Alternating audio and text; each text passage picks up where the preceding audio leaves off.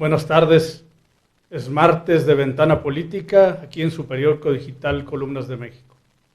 Transmitimos desde nuestro nuevo set de televisión digital, sito en la colonia República Oriente, en Saltillo, Coahuila. El de hoy, el programa número 15 de la segunda temporada de Ventana Política, nuestro programa de discusión y análisis político en Coahuila. El tema de la mesa de hoy, humanismo y valores en la sociedad coahuilense.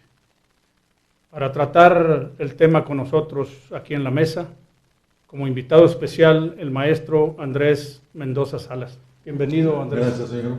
Gracias por invitarme. Bienvenido, maestro. Muy amable. Muy honrados con que mi maestro de quinto de primaria esté hoy aquí con nosotros. Espero que no sean de mérito del importante currículum del maestro. No, para nada. Por por favor, el perfil de nuestro invitado. Cómo no, claro, es un honor presentarles a ustedes al maestro Andrés Mendoza Salas. Es profesor de educación primaria por la Benemérita Escuela Normal de Coahuila, licenciado en educación media por la Normal Superior, tiene maestría en educación y es doctor por la Universidad Santander de México. Ha sido maestro por más de 50 años en escuelas primarias, secundarias, también en la Universidad Autónoma de Coahuila, en la Normal Superior, en la UANE, en el Instituto de Especialización y Capacitación del Magisterio, entre otras instituciones, y es miembro de número de la Academia Mexicana de Educación. Como funcionario público ha sido director de escuelas primarias y de la Normal Básica de Coahuila. En la Secretaría de Educación ha sido director de becas, asesor pedagógico del secretario, subsecretario de Educación Básica, secretario de Organismos Descentralizados y secretario de Educación Pública. Y en el Gobierno del Estado ha sido subsecretario técnico del Ejecutivo y director estatal de Museos, Cultura y Patrimonio de la Secretaría de Cultura. Ha recibido reconocimientos como la presea Saltillo al mérito educativo por el Republicano Ayuntamiento, la presea Nuestro Orgullo, Nuestro Ejemplo de la CENTE sección 38 y el doctorado honoris causa por la Universidad Santander. Bienvenido de nueva cuenta, maestro. Muchas gracias, muy amables por invitarme. Creo que faltó en tu perfil decir que eres poeta. No, fíjate que no. ¿Te acuerdas allá aquella poesía que era contar números del 1 al 50? Del 1 al Sí, 100? me acuerdo. ¿Tú conoces esa poesía del maestro? Solo No. el arte de contar números. Ajá. ¿Puedes hacer un poco de ese Pues arte? no, la verdad, No. no lo recuerdo. Hace ya muchos años. ¿Cómo podemos entender el humanismo? Mira, el humanismo se debe entender como la concentración de todo lo que el ser humano es y realiza. De hecho, toda la cultura no solamente es producto del ser humano, sino debe enfocarse en su propio bienestar. Hay un valor fundamental que es, que se nos ha olvidado que es un valor, honradamente, ¿no? Que es la felicidad. ¿Sí? Y la felicidad es una búsqueda y una construcción que hace el ser humano. ¿Y qué es la felicidad?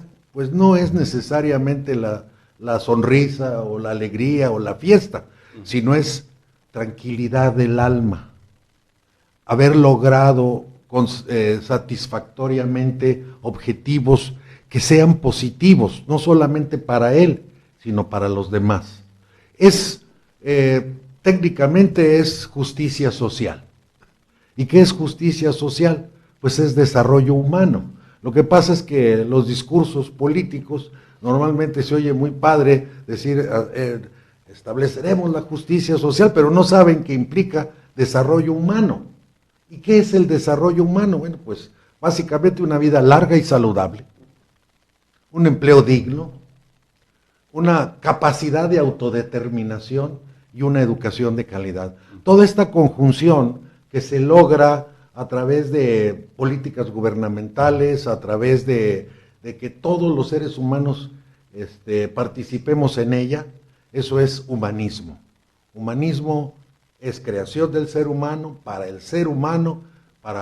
el encuentro con su propio bienestar, que es finalmente un valor inconmensurable, que es felicidad. Lo que pasa es que ya en ningún texto no he encontrado la felicidad por ningún lado, ni en los textos, bueno, en la vida real sí, afortunadamente, ¿no? Exacto. Pero en los textos nadie lo maneja como valor. Como un valor.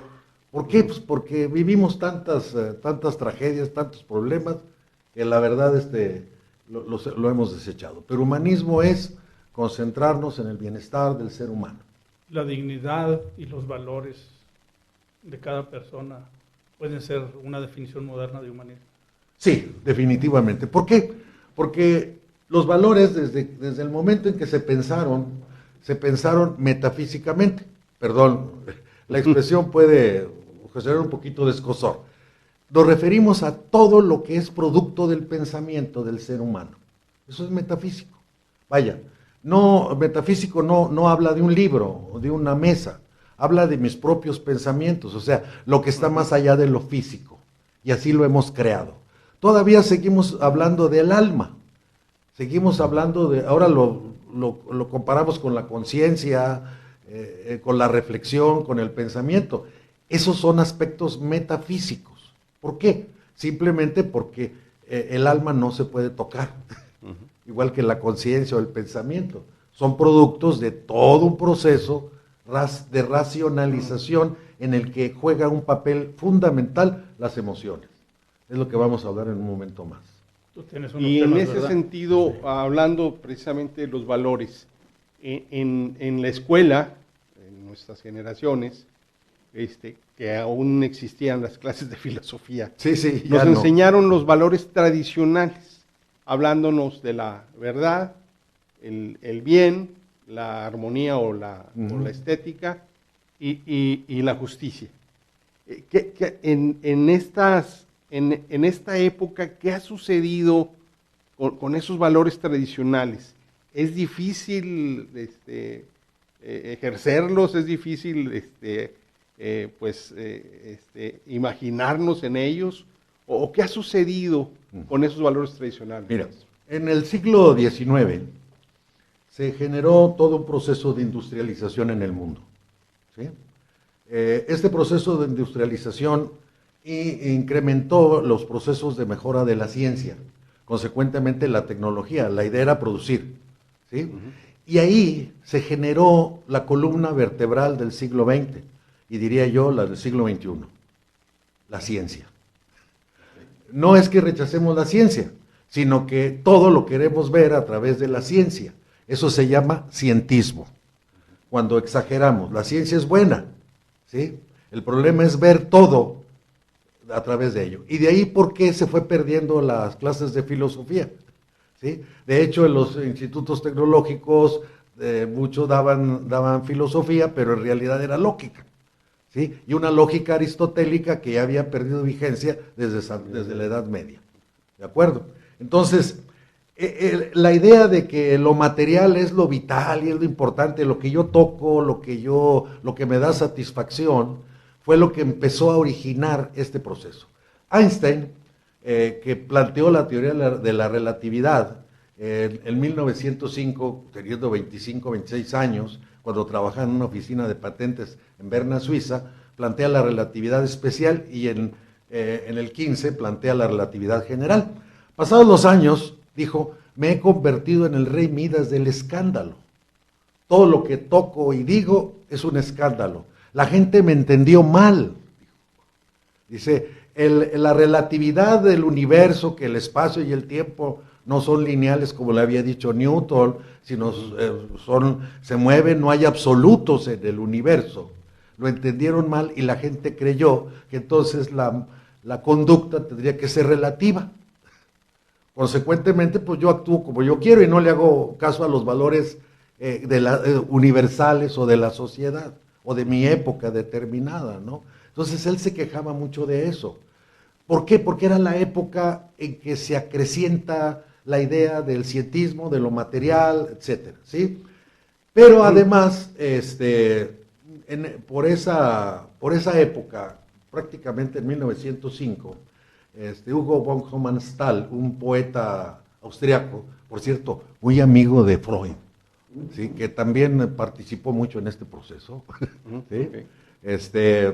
Hugo von Hammerstall dijo, nuestra época se mide o se ve en lo resbaladizo. Dice, todo se ha roto en 1000 pedazos y cada uno de esos pedazos en otros 1000 y 1000, de tal manera que no acabo de entender qué está sucediendo en el mundo, ¿sí? Y es lo mismo que nos está pasando. Ahora, con el asunto de los padres de familia que golpean a la maestra, con la cotidianeidad de los robos, de los asaltos, de todo eso que son realmente incomprensibles, ¿verdad? Toda esa parte es porque de alguna manera la gente está confundida, ¿sí? Y lo material es más importante. ¿Por qué? Porque un valor es permanente y ahí está. El problema es cómo lo conceptúo yo, cómo lo asumo. Es decir, ¿a qué le doy valor? ¿A lo material o a lo espiritual, digamos? ¿Sí? Y entonces, como que esa corriente cientista de lo material, de no importa la cuestión de las artes, ustedes ven a expertos en análisis de obras artísticas y lo analizan desde el punto de vista científico, ¿sí? Cuando en realidad es muy espiritual, es muy humano. Y por humano quiero decir que tiene mucho que ver con lo que el ser humano piensa y siente y cree. Su actuación como ciudadano tiene mucho que ver con eso, ¿no?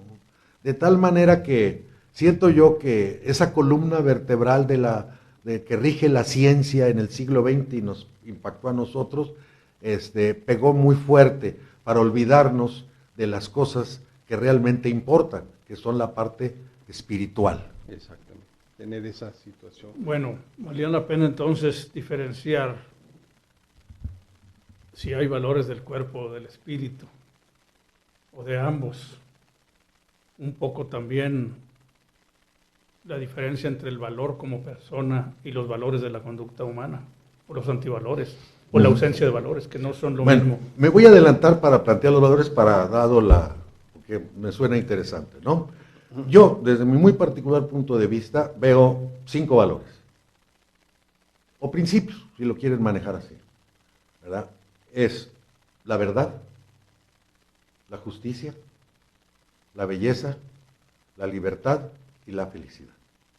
Si ustedes hablan de responsabilidad, caben esas. Si ustedes hablan de puntualidad, algo tan sencillo, cabe en eso. Honestidad, ¿sí? Honestidad, ética, moral, ¿caben en cuál de ellos? Mira, esas caben en la ética y se aplican a través de la moral. Es decir, la gente mucho ha confundido moral con ética. La ética es la reflexión y es lo que está por encima, la idea que gravita en la sociedad, ¿sí? Que hay que amar la verdad, que hay que amar esto y lo otro. Y la aplicación es la moral. ¿Cómo aplico? A ver, estoy hablando de verdad, de justicia, de belleza, de libertad. Pero mi hijo, hablando de un terreno práctico, mi hijo adolescente me pide su coche, me pide mi coche porque va a ir a una fiesta. Y yo no sé a dónde y no me lo quiere decir. ¿Qué decisión tomo? Ese es un dilema moral. Tengo que tomar una decisión práctica y autorizarle o no autorizarle. Ahí está la moral. ¿En qué me baso? En la ética. La ética es en los principios que rigen mi vida, en los que yo creo que debe funcionar todo. La idea, lo dijo Platón hace siglos, hay que tener la idea de belleza, de verdad, ¿sí? De justicia, porque si no, ¿cómo lo vamos a aplicar? ¿Sí? Kant dijo alguna vez, Kant escribió muchos libros, Crítica a la razón pura, Crítica a la razón práctica, Crítica del juicio, y en todos ellos planteó algo muy interesante sobre esto, para entender la diferencia entre ética y moral, y creó el imperativo categórico. Dijo, me llena de admiración y respeto el cielo estrellado sobre mí y la ley moral en mí. ¿Qué significa? Bueno, yo aquí tengo la ética, los valores, los aplico con una moral, pero la responsabilidad es mía. Es propia. Es propia. ¿Y cómo lo aplico? Bueno, pues ahí es donde tengo que ser congruente y ahí es donde intervienen justicia, verdad, belleza, libertad. Un padre de familia practica la filosofía todos los días de su vida y en todo momento. Un maestro. Ahora, un alumno que ve que el compañero está copiando, tiene un dilema moral. ¿Lo dice o no? No. ¿Sí? Eso es la filosofía. La filosofía nos han hecho creer los expertos que es sagrada y que está acá y que nadie... No, todos los días la ejercemos. Todos los días apreciamos la belleza o no. Todos los días impartimos la justicia o no. Todos los días aplicamos la libertad o no. Un juez tiene que emitir un juicio fundamentado en la verdad, en la justicia, En la equidad, exacto. en la libertad, para poder generar un acto bello, justiciero. Esa es, moral está por encima de nosotros, son los principios que manejamos en nuestra mente, y ética, y la moral es lo que cotidianamente aplico. Si queremos verlo así, ¿cuáles son las reglas que hemos establecido en la familia? ¿Cuáles son las reglas que viven en la sociedad? Las reglas de tránsito, etcétera. Todo eso entra del campo de la moral, pero hay principios que regulan esas reglas cotidianas. En este mundo que está definiendo, en donde hay ciertas confusiones, vemos que aparece aunado a los medios sociales, a los medios electrónicos, pues una verdad que no es universal, sino es una verdad provocada por mí, con un comentario, y de tal manera que yo tengo mi verdad y tú tienes tu verdad o lo que percibiste de ella, aunado a tiempos en donde la simulación trata de esconder la verdad y la semántica pues es una herramienta utilísima para crear ese fraude. ¿Cuál es el papel precisamente de esos valores tradicionales ante todo este embate de... Mira, se han visto sometidos, la verdad. La simulación es muy común, todos los días, incluso mucha gente la ejerce, ¿sí? Es por eso que yo estoy planteando el pensamiento crítico. El pensamiento crítico te invita a decir la verdad, ¿sí? ¿Verdad? Ahora, recuerdo... Eso ante los fake news, ¿verdad? Exactamente, ¿no? Ahora, miren, había y aquí es un problema para el padre de familia, serio. Eso lo dijo un filósofo, Karl Popper. Dijo, el mundo se mueve, el mundo de la persona se mueve en tres mundos. No es un pleonasmo, se mueve en tres mundos. El ser humano tiene tres mundos con los que tiene que enfrentarse. Uno, el mundo de la realidad, el mundo físico, el mundo que me rodea, donde yo estoy, ustedes, yo mismo, mi cuerpo. Dice, el mundo de la información y su mundo interior. ¿Cómo conjugar esos aspectos para que su mundo interior entienda que lo que le está llegando es simulación? ¿Sí? Entienda que la realidad es una y ahí está. ¿Sí? Lógicamente había una disputa de qué es la realidad y es la verdad la realidad. Pues lamentablemente, pues la verdad ahí es, la realidad ahí está, pero lo que cuenta para mucha gente es la realidad como él la concibe. Y eso nos lo enseñaron los existencialistas. ¿Sí? La realidad debe ser como yo quiero que sea. Y eso es otro. Ahora, ¿cuál es la intención que tienes para que esa realidad sea adecuada para ti y para los demás? Aquí hay un principio. Decía un buen filósofo, decía, la intencionalidad de la conciencia. Siempre, y yo lo aterrizo, en un café, en un restaurante que vamos a platicar, salvo que acordemos que vamos a decir mentiras, debemos conducirnos con la verdad, porque la intencionalidad de la conciencia, desde el interior, es decir la verdad. Y para entenderlo, dice él, hay que despojarnos de todo lo que nos han dicho y de todo, ¿sí? Y entonces vamos a conducirnos con la verdad, aunque sea en una plática de café, ¿sí? A menos que acordemos, pues vamos a contarnos historias de cazadores, ¿verdad? Exacto. Pero qué complicado desprenderte de la formación o deformación de tu vida, tu niñez, de tu entorno, es lo más terrible. Y que eso te hace transformar la realidad en algo que no siempre es verdad. Es correcto. O solo es tu verdad, y ese es una parte de la verdad total. Totalmente de acuerdo. Algo muy complejo es eso. Y simplemente, toda la historia de la humanidad ha sido esa lucha. Ha sido esa lucha permanente. Es decir, los problemas de la filosofía se centran en lo que tú has planteado. Y estaba hablando no de la filosofía estrictamente académica, en la vida diaria, porque finalmente los pensadores profesionales, ¿verdad? Sócrates, Platón y Aristóteles no eran profesionales, ¿eh? Y crearon todo un sistema. Claro. Los profesionales son los que ganan dinero por dar clases y por estudiar filosofía, ¿no? Y ellos pues nos enseñan lo que ellos quieren. Siempre hay todo un proyecto personal. Por ejemplo, ahorita en la reforma que están planteando, no quiero adelantarme, pero sí, están tomando a Pablo Freire, supuestamente, ¿verdad? Un pedagogo marxista. No tengo nada en contra del marxismo, ¿de acuerdo? Pero aquí la idea es la universalidad del ser humano, ¿sí? Y están sesgando.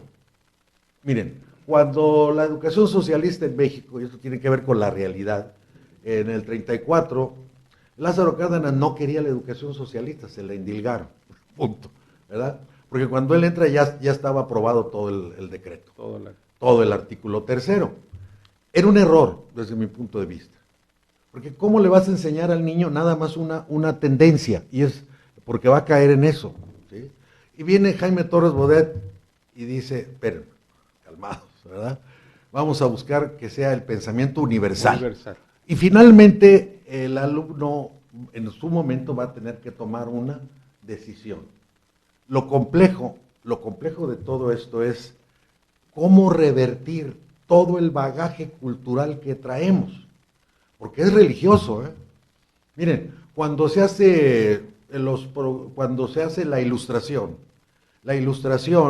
en Europa, que inicia con Descartes y se va con Francis Bacon, los enciclopedistas, el mismo Kant decía, pues la razón es fundamental, etc. Maestro, tengo que interrumpirte. Vamos a ir a un corte. Estamos hablando de la verdad y tratamos de hacerlo con verdad. En un minuto regresamos. Correcto.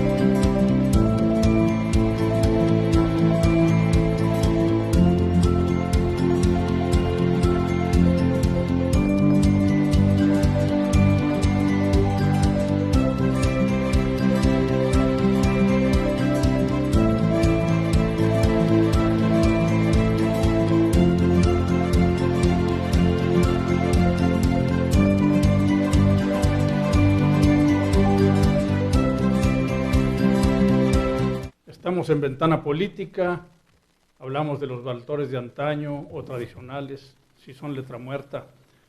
El maestro Andrés Mendoza nos hablaba de la verdad y hablaba de Torres Bodet. Adelante. Sí, mira, Torres Bodet cuando hace la reforma, establece un artículo 3º con un principio universal. Es decir, los niños no tienen por qué, los alumnos no tienen por qué, no tengo yo por qué, educador, enseñarle nada más una vertiente. Al niño tengo que enseñarle todo el universo del pensamiento que se ha generado. ¿Por qué? Porque llegará el momento en el que va a tomar una decisión y va a ser muy respetable, ¿sí?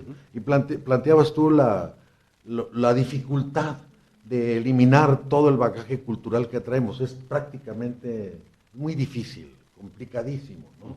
Pero sí necesitamos reflexionar mucho sobre esto y hacer un planteamiento muy antiguo, preguntarnos a nosotros mismos, ¿sí? Hacer un análisis de conciencia, ¿sí? Porque no, ok, mira, alguien había planteado que las verdades son relativas. Pues hay una verdad, ¿sí? Hay una verdad como un cielo que está encima de nosotros, ¿de acuerdo? Y nosotros tenemos que ejercerla Es nuestra responsabilidad como seres humanos ejercer la ciudadanía, ejercer como padres de familia, ejercer como hijos. Obviamente siempre, no hay normas generales, siempre actúa de tal manera que tu vida sea un ejemplo positivo para los demás. Y aquí traigo lo que había planteado de Kant, ¿sí? El cielo estrellado en mí, la ley moral en mí. Se llama imperativo categórico. Quiere decir que cada persona debe actuar de tal manera que su vida, su actuación, sea un ejemplo, una ley moral, y que sea ejemplo de vida, positivo para él y positivo para los que lo rodean. Una ley moral autoimpuesta. Autoimpuesta, que es lo más complicado. Es decir, mi vida tiene que regirse, ok, yo la ordeno, pero yo busco, finalmente, si yo hago positivo, estoy buscando, estoy aferrándome a los principios de verdad, belleza, libertad, etc. ¿no? Tengo que actuar de tal manera que mi vida sea un ejemplo para los demás. Eso es muy difícil. Sobre todo porque los preceptos morales no son obligatorios. Correcto. Sí, sí, y los preceptos morales son cambiantes, de acuerdo a las épocas. ¿Sí? Lo que comentamos al principio, la revolución industrial trajo muchas cosas. Para el siglo XIX, el trabajo de los niños era normal. Digo, desde el punto de vista de los empresarios, ¿no? Era normal que los niños trabajaran 12 horas, ¿Sí? y que además a la hora de la comida de las minas tuvieran que estar jalando algo, comiendo y moviendo una máquina. Es decir, pero era normal, vaya, para ellos. Como fue normal para el esclavo, digo, no muy satisfecho, el esclavismo en Estados Unidos, ¿sí? O el Holocausto, ¿sí? Y de ahí quiero comentar algo, refiriéndome a la banalidad del mal, ¿sí? Esto es muy cruel. La banalidad del mal es una teoría de Hannah Arendt.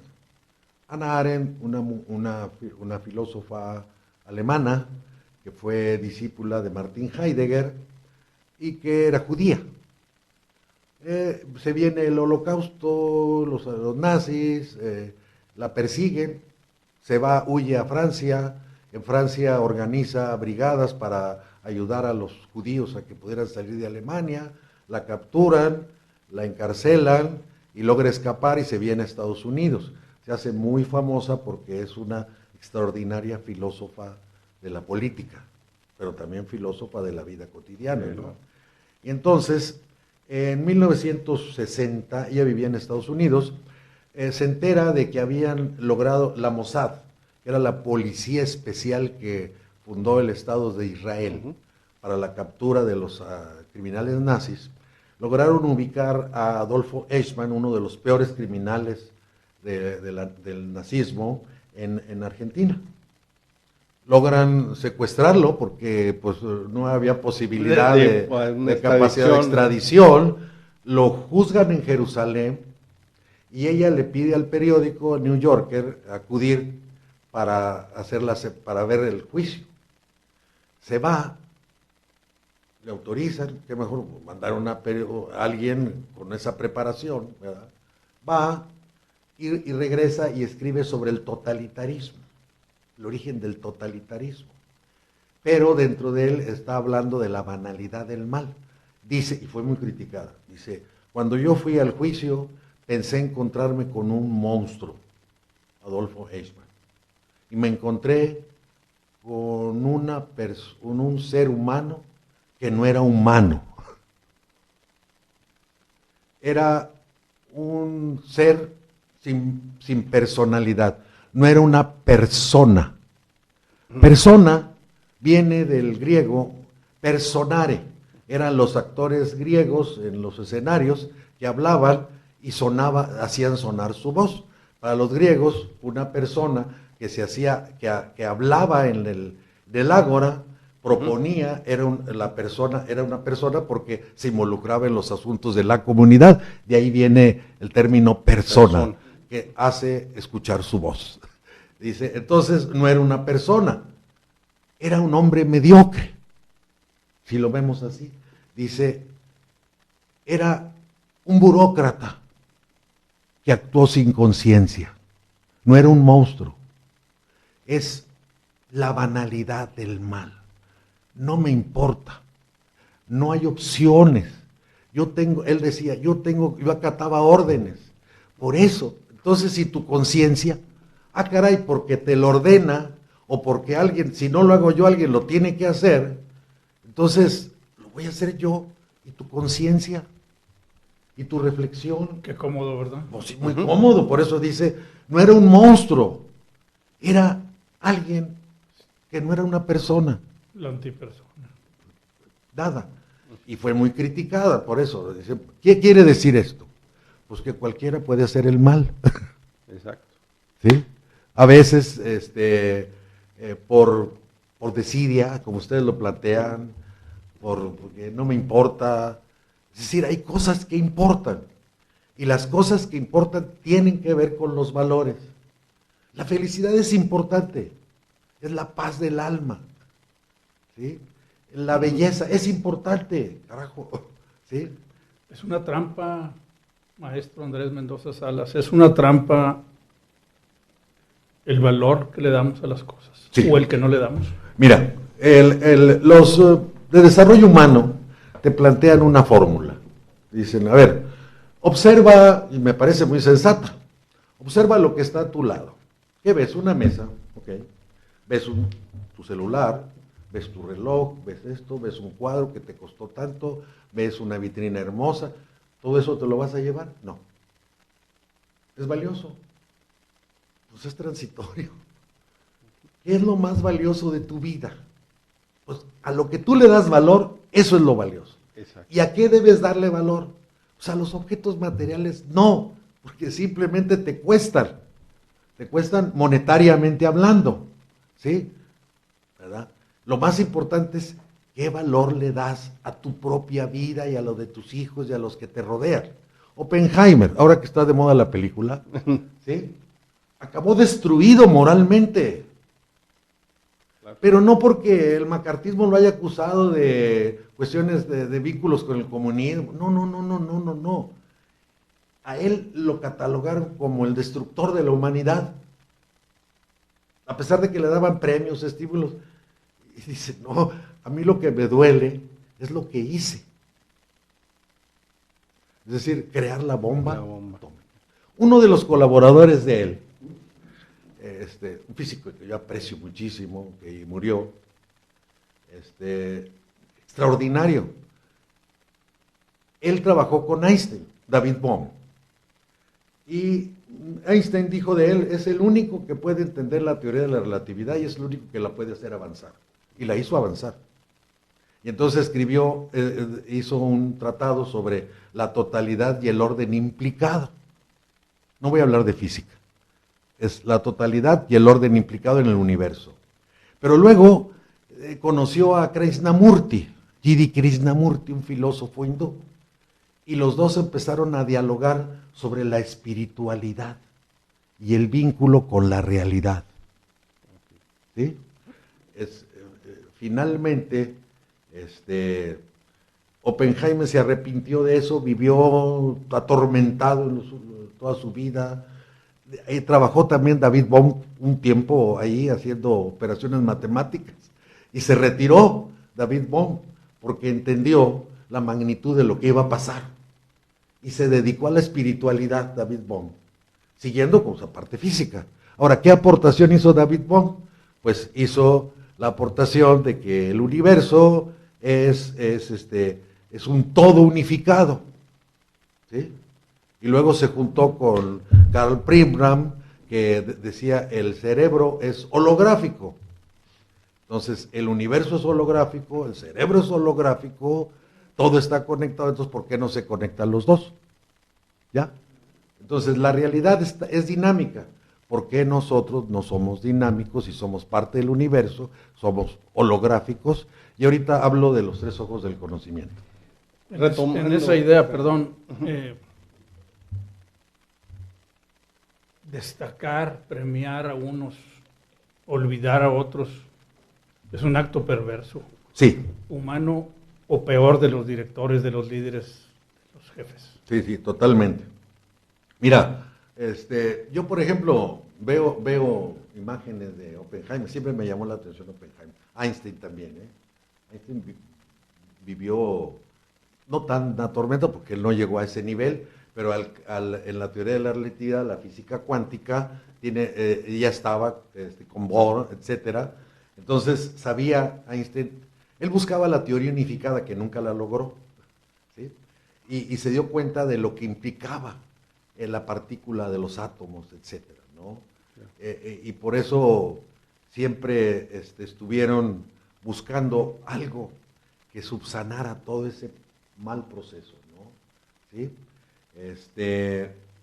Pero pues las tendencias de estas personas es cuando estas tendencias son las que de alguna manera deben juzgarse por lo que tú planteas.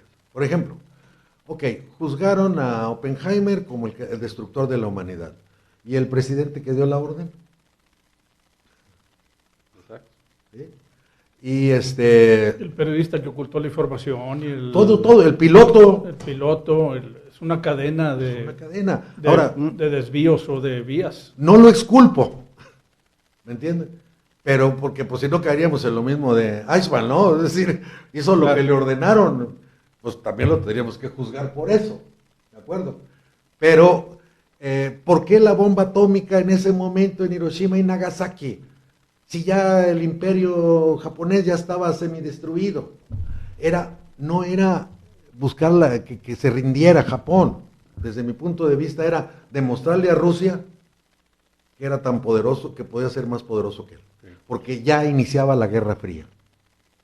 Y eso, vivimos envueltos en eso, ¿eh? El periodo de México de Ávila Camacho, por ejemplo, de los años 40, es la unidad nacional. ¿Por qué? Pues porque estaba la Segunda Guerra Mundial, los barcos que según esto barcos mexicanos que según esto destruyen los alemanes, en realidad eran barcos italianos que habían tomado México porque estaban en aguas mexicanas en forma ilegal. No eran ni mexicanos.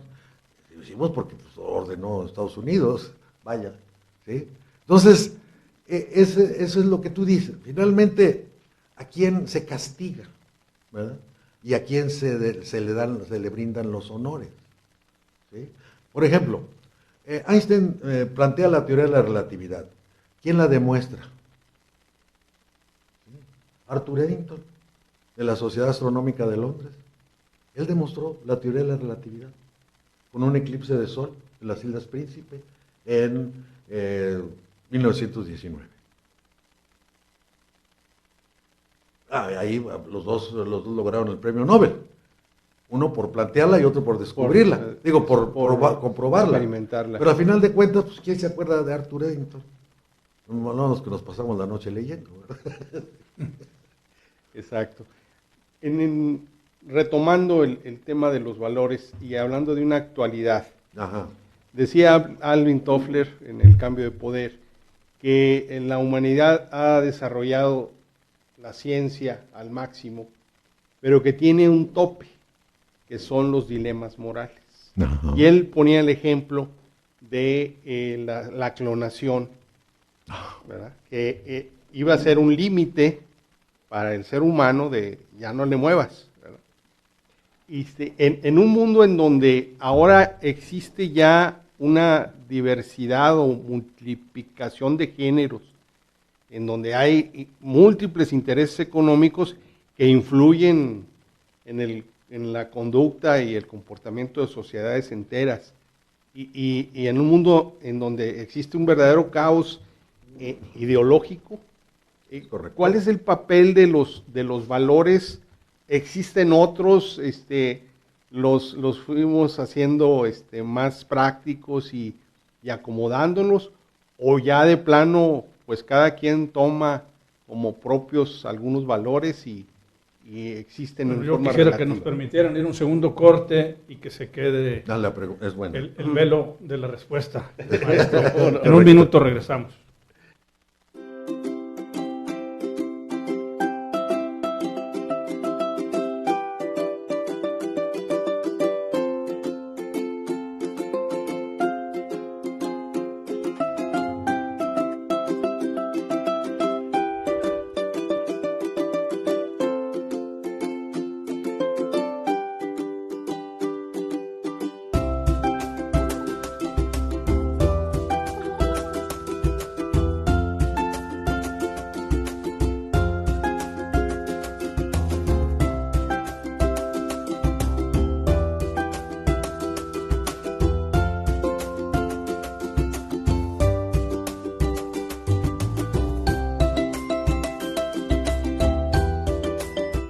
Estamos en Ventana Política con el tema humanismo y valores en la sociedad. No hemos bajado de la sociedad general a la sociedad coahuilense. Que hacia el final del programa tendremos que tocar el humanismo y los valores en la sociedad coahuilense. Estamos hablando con el maestro Andrés Mendoza Salas, quien nos orienta en estos temas. Adelante. Sí, bueno, en relación al planteamiento, ¿no? ¿Qué tenemos que hacer? Es decir, ¿qué es lo que nos preocupa? Lo que verdaderamente debe preocuparnos. Exacto. Sí, no tanto lo material es parte de nuestra vida cotidiana, etcétera. Pero lo más importante, lo vital, son del ejercicio de los valores. ¿Sí? Entonces, ¿cuál es el concepto de verdad? ¿Cuál es el concepto de justicia, de belleza, etcétera, ¿no? Es muy complejo dar una definición porque de verdad estamos llenos de la ciencia, es decir, aquello que se puede demostrar, ¿sí? No es aquello que es. Exacto. Sí, porque la verdad es que si hablamos de verdad demostrable mediante elementos físicos, bueno, pues estamos hablando de las cosas materiales que nos rodean y esas no tienen conflicto. Mi conflicto es con mi concepto de Dios, mi concepto de alma, mi concepto de espíritu, mi concepto de verdad, de belleza, de libertad, cómo la entiendo y cómo la puedo ejercer. Yo daría una fórmula un tanto simple. Primero diría, ejerce los valores de tal manera que te dé la serenidad y la tranquilidad espiritual de que hiciste el bien. Para mí hay un principio fundamental por encima de todo esto, que es el bien. Lo escribo con mayúscula, todas. ¿Sí? ¿El bien qué significa? Pues que ejerces tu libertad, planteas la verdad, concibes la belleza, toda esa parte de los valores fundamentado en el bien común. En esto tampoco se trata de sacrificios. Tu bien es el bien de los demás siempre y cuando lo puedas ejercer correctamente. Como ciudadano, como padre de familia, como compañero de trabajo. Piensa siempre como una premisa en el bien. Y de ahí te vas a orientar, no hacer daño. Y aquí recuerdo una fórmula socrática, ¿sí? Y cuando hablábamos de que hay que olvidarnos un poquito de todo, ¿verdad? Sócrates, pues, se decía que era el hombre más sabio de su tiempo. Y entonces uno de sus compañeros, de sus discípulos, fue con el oráculo de Delfos. El oráculo en aquella época, pues era la verdad. ¿Por qué? Porque estaba regido por los dioses, etcétera, ¿no? Va y le pregunta, ¿es verdad que Sócrates es el más sabio, que no hay nadie más sabio que Sócrates? Después de la meditación, sí, es verdad que no hay nadie más sabio que Sócrates. Van con Sócrates muy contento y le dice, oye, el oráculo dice que no hay más sabio que tú. Dice, ¿y quién es el oráculo? ¿Sí? Ahora, decía, una fórmula, es una anécdota socrática, pero una fórmula era, a ver, tú tienes que decir algo de alguien, ¿sí? Te contaron una historia y la tienes que decir. ¿Es buena? ¿Es verdadera? ¿Es correcta? Si no cumple esas características, no tiene caso. O sea, todo tiene que sustentarse en el bien, lo que ellos llamaban la virtud. Virtud, bien. ¿Sí? Decía, cuando encarcelan a una persona, dice, encarcelan su cuerpo, pero no educan su alma, para que ella no vuelva a hacer el daño, ¿verdad? Entonces decía, hay que educar el alma, es decir, la conciencia. ¿En qué? En el bien.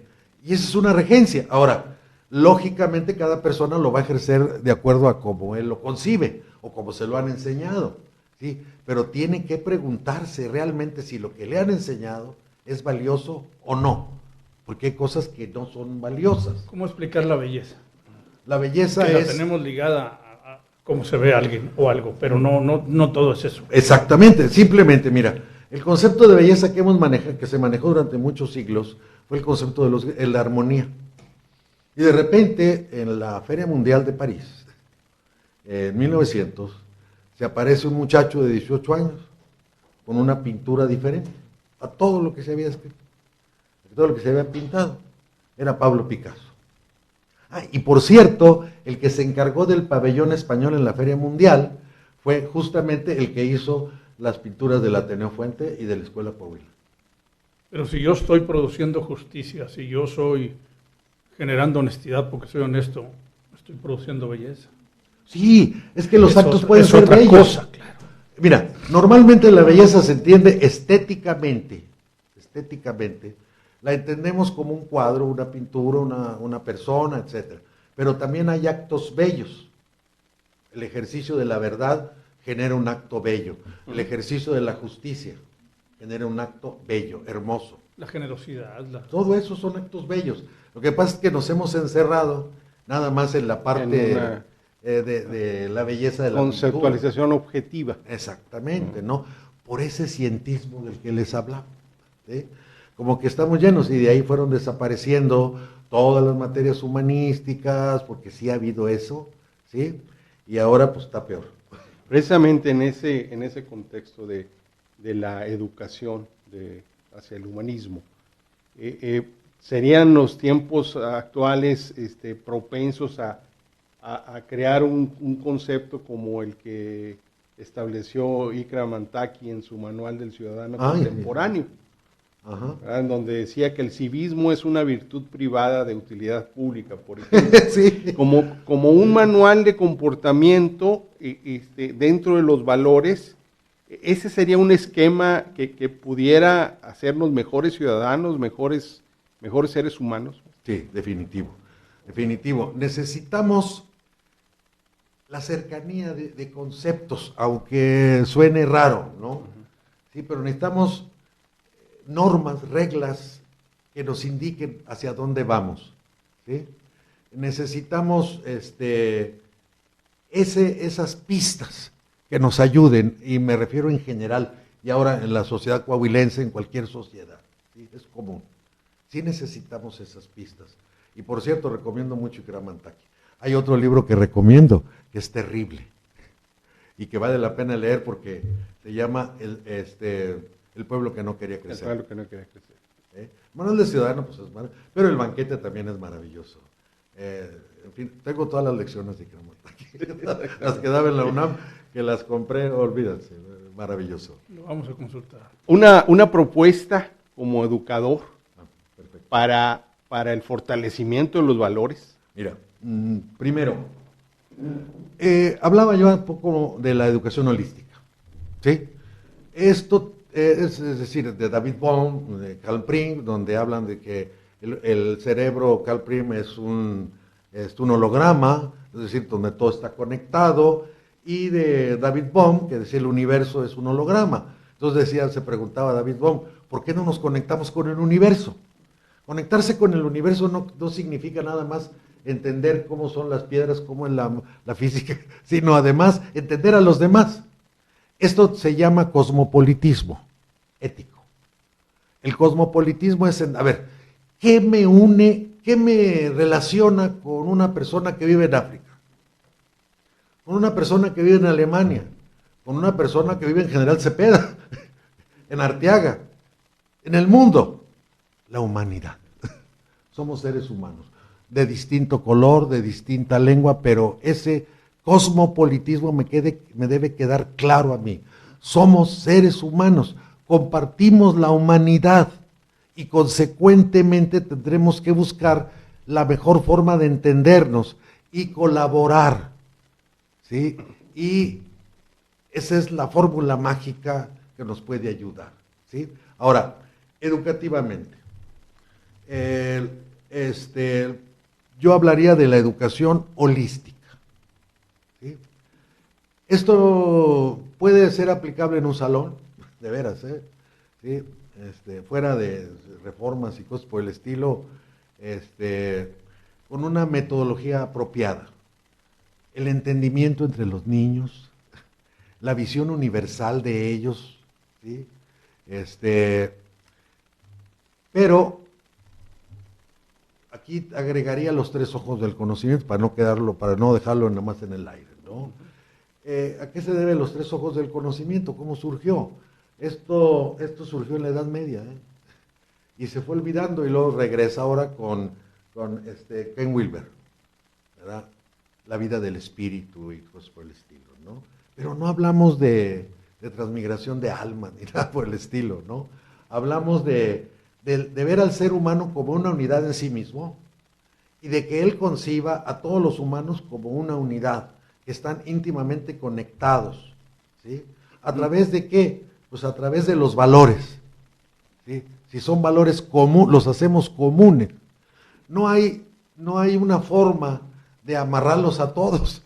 Cada uno desde su propia conciencia y con la visión clara del bien, con los valores y aplicados y entendiendo que compartimos la humanidad, no tenemos por qué hacernos daño. Al contrario, voy a contribuir a que mi vida sea positiva, sea adecuada de los que me rodean y consecuentemente este ejemplo va a dimanar. Sí, claro, hay conflictos, estamos hablando de cuestiones económicas, radicalización de diferencias, ¿verdad? Esto es desastroso.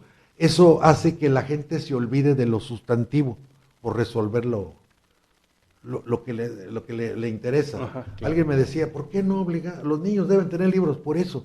Si lo que les importa primero es comer, si no tienen para comer, por Dios, ¿verdad? Es decir, la satisfacción de sus necesidades, pero una vida mejor, en la medida que cada persona puede aportar.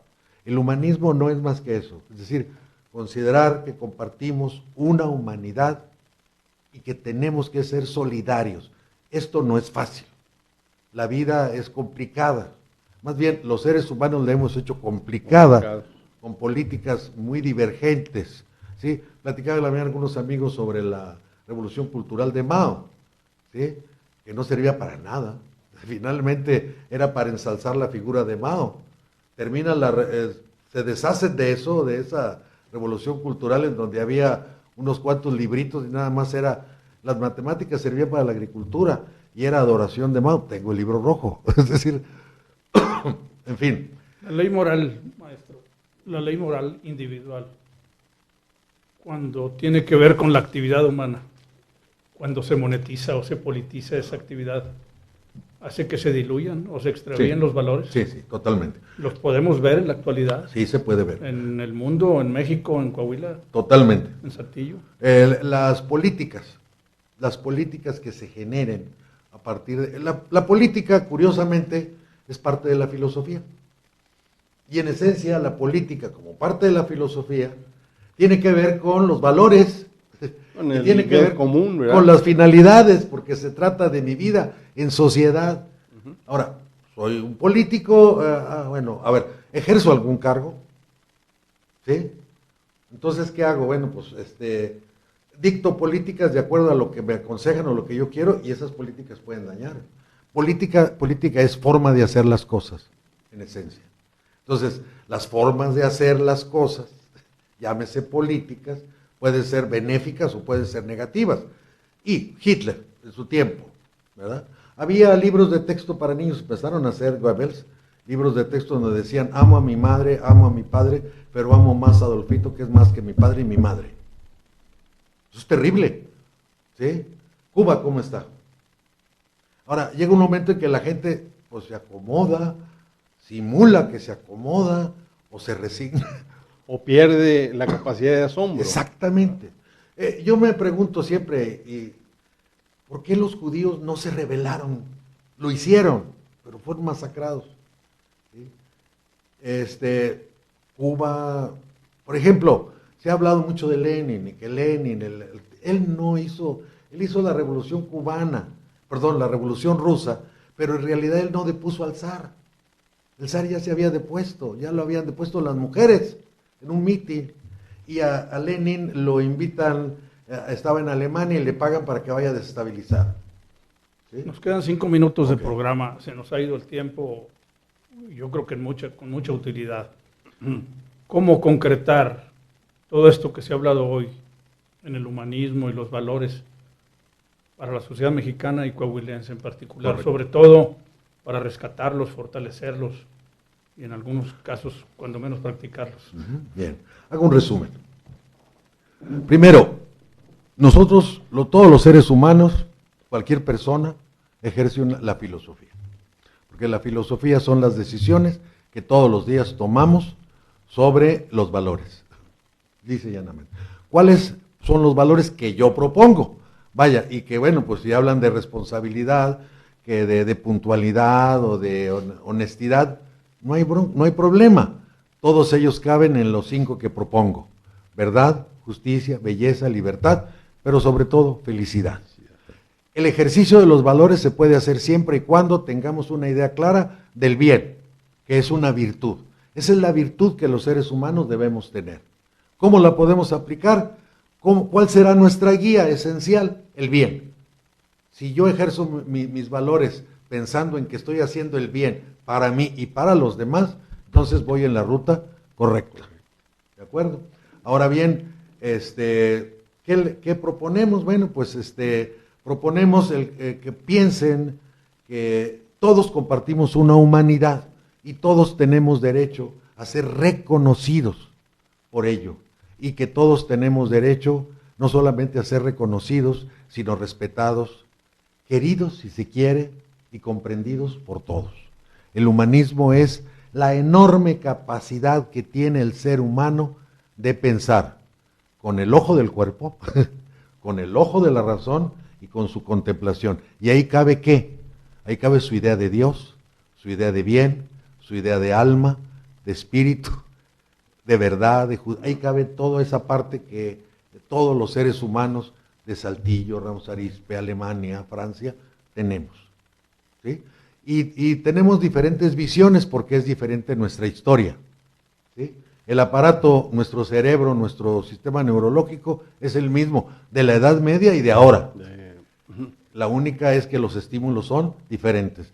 Busquemos que ese mundo de información que nos llega con el mundo de la realidad y mi mundo interior armonicen, de tal manera que seleccionemos lo mejor para el bien común. ¿Algún mensaje final? Pues muy interesante esos conceptos y invitamos a nuestros televidentes a seguir precisamente con ese esquema de valores y pues vamos de gane. Gracias, muy amable. Andrés Mendoza Salas, de la elección del 4 de junio para acá, en los programas que hemos tenido semanales, hacia el final del programa hemos dado algunas recomendaciones respetuosas al gobierno que viene, que significa el presente y el futuro de Coahuila. Situados en este tema de humanismo y valores, ¿qué se le puede recomendar al gobierno de Manolo Jiménez, que entra en unos meses a gobernar Coahuila? Muy bien, sí, no. Esa es tu cámara y después de eso, por favor, dirígete a la sociedad de Coahuila. Perfecto. Por favor. Aquí está. Bien, yo recomiendo, dentro de todos los, en el sector educativo y en las políticas que se puedan ejercer, pensar en el bien común. Creo que hay un planteamiento ya de facto en ese sentido, ¿no? Tengo mucha confianza en que este proceso se dará. Establecer en educación el mejor de los programas, ¿verdad? Sé que hay restricciones porque desde luego la Secretaría de Educación Pública Federal, desde que se creó con un sentido central, ¿verdad? Disponiendo de todos los... Pero hay elementos, hay posibilidades dentro de la propia reglamentación para que el gobierno del Estado introduzca un buen programa de valores, pero sobre todo brinde atención a los padres de familia, a su formación y a su profesionalización, como para que los padres de familia puedan contribuir de mejor manera, con todo el amor que le tienen a sus hijos y el deseo de mejorar, puedan contribuir con la escuela y contribuyan con sus hijos a una mejor educación. Estoy hablando de una formación como padres de familia, orientaciones y entre ellos mismos, entre los propios padres, hay unos ejercicios maravillosos que han realizado, pero todo centrado en los valores. Yo propondría valores y padres de familia para que puedan realmente compenetrarse de los procesos y proyectos que se dan en la escuela. Muchas gracias, maestro Andrés Mendoza Salas, por haberse asomado hoy a la ventana política de Columnas de México. Me asomé y entré. Y habernos ilustrado, orientado en este tema tan importante del humanismo y los valores. Pues cuando gusten, ya estamos en la mejor disposición. Agradezco lógicamente al público que nos escucha, ¿verdad? Y que nos ve. Esperemos lógicamente, bueno, pues las cuestiones que quieran comentar, ampliar, pues con todo gusto las recibimos. Muchas gracias, amigos. Gracias. La cita es el próximo martes, 8 de agosto, a la 1 de la tarde. Tendremos como invitado especial al periodista Gerardo Hernández y analizaremos la pertinencia y los perfiles para el gabinete de Manolo Jiménez Salinas, próximo gobernador de Coahuila. Correcto. Repito, la cita, martes 8 de agosto a la 1 de la tarde. Aquí nos vemos. Buen provecho. Buen provecho.